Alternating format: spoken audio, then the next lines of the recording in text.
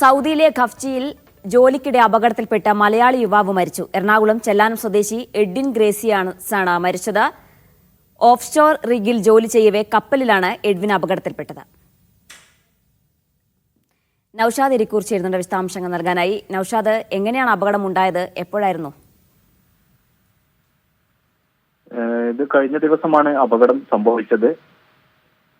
ദമാമിൽ നിന്നും 250ഓളം കിലോമീറ്റർ അകലെ ഖഫ്ജിയിലെ സഫാനയിൽ വെച്ചിട്ടാണ് അപകടം.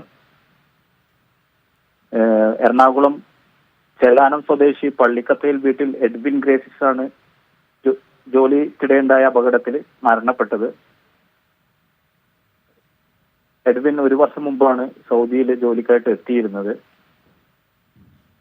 3 മാസം മുമ്പ് നാട്ടിലേക്ക് പോവുകയും കല്യാണം കഴിഞ്ഞ് തിരിച്ചെത്തി വീണ്ടും ജോലിയിൽ പ്രവേശിക്കുകയായിരുന്നു. ഇതിനിടെയാണ് അപകടത്തിൽപ്പെട്ടത്.